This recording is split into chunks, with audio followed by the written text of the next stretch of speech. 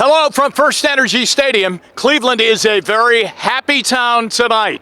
On the first few days of this new year, the Browns make a big splash. They have qualified for the NFL playoffs for the first time since 2002.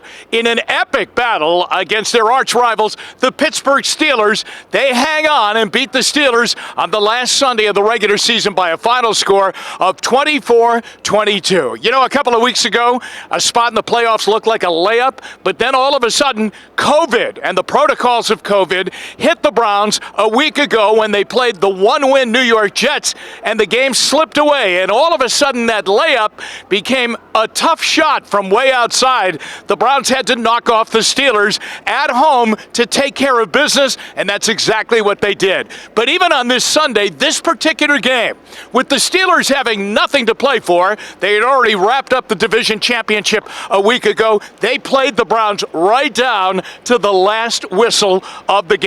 A missed two-point conversion, Mason Rudolph throwing the ball high and wide of their talented rookie wide receiver Chase Claypool preserved a two-point lead for the Browns.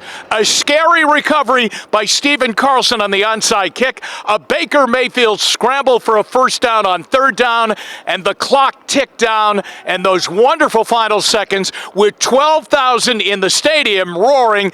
The unbelievable that the Browns had made the playoffs and won their 11th game of the season, finishing the regular season at 11-5. But everywhere else, you could hear the echoes of Browns fans celebrating. The longest playoff drought in current NFL history is now over. The Browns last got into the playoffs in 2002, and now they're back. In 2002, they played the Steelers at Heinz Field.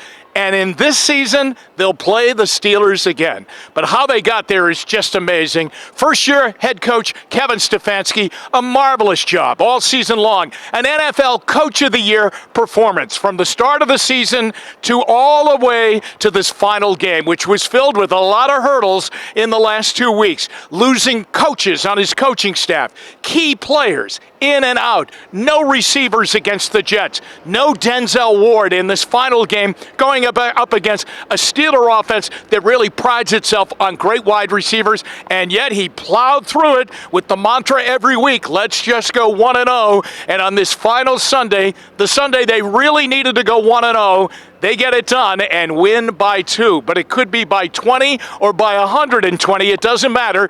The Browns have made it to the NFL playoffs. An amazing story.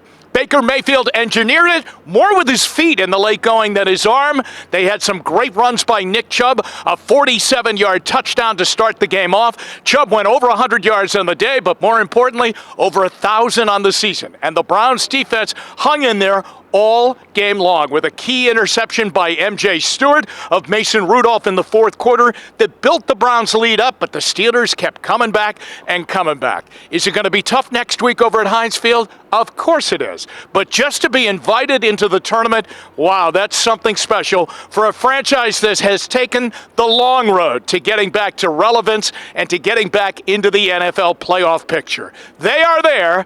They knock off the Steelers. They're 11-5 through their first regular season under Kevin Stefanski and Andrew Berry as their wonderful general manager. And now into the postseason next week, oh yeah, against the Steelers. Final score, the Browns win it 24-22. Have a great week, everybody. We'll talk to you next week in the NFL playoffs. I'm Jim Donovan for WKYC.com.